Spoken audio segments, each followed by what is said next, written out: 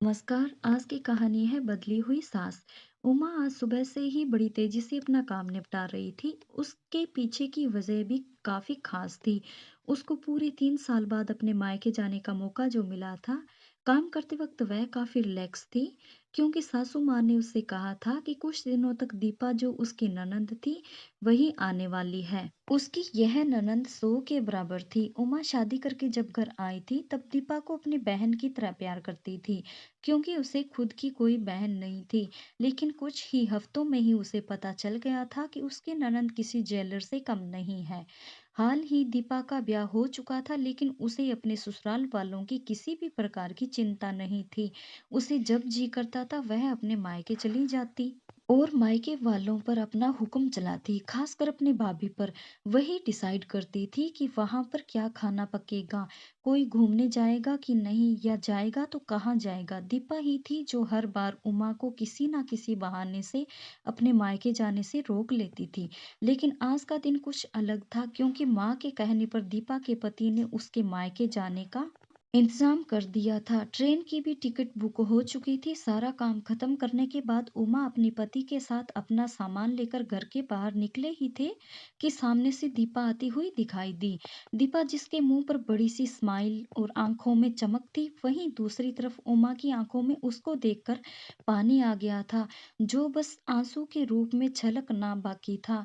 भैया भाभी के पास आकर दीपा ने कहा, क्यों भैया, कहाँ चले अपनी पत्नी के साथ सैर सपाटा करने के लिए? अपनी बहन को भूल गए क्या?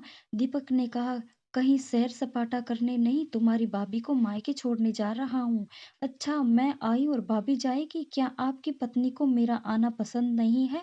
दीपा ने भाई भाभी को टोंट मारते हुए कहा। मन में उदासी और आंखों में नमी लिए उमा पलटकर घर के अंदर जाने लगी, क्योंकि उसने मान लिया था कि इस बार भी दीपा की वजह से उसके मायके जाना कैंसिल हो जाएगा।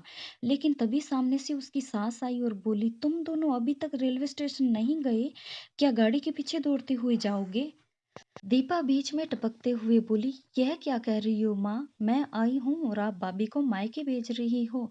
क्या अब आपको मैं इतनी खटकने लगी हूँ? माँ ने दीपा को डांटते हुए कहा, तेरा क्या है बेटा, तेरे लिए ये मायका थोड़े ही है, यह तो तेरे लिए एक प्रवास स्थल है, जहाँ तू जब जी चाहे, जब अपने ससुराल में बोरियत महसूस करे आ जाती है। लेकिन वह बेचारी तो ऐसा नहीं करती, बल्कि वह तो जब जाना चाहिए तब भी अपने मायके नहीं जाती, इसलिए उसका अभी मायके जाना बहुत ज़रूरी है।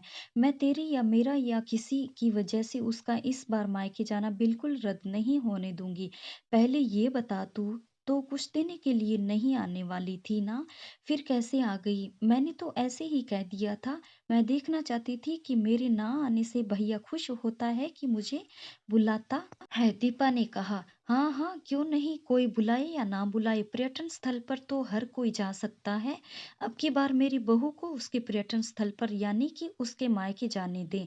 बेचारे ने सिर्फ अपने भाई की शादी देखी है और अब तो उसके भाई को बच्चा भी हो गया है।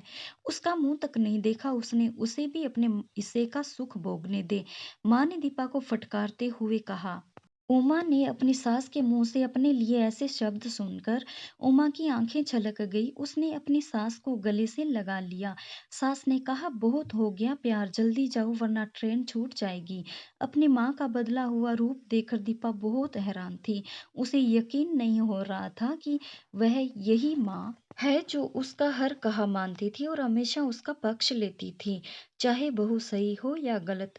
वही माँ अपने मन में अपनी उस दोस्त को धन्यवाद दे रही थी जो कुछ दिनों पहले उसके घर आई थी और कुछ ही दिन रही थी और जाते जाते उसकी आंखें खोल गई।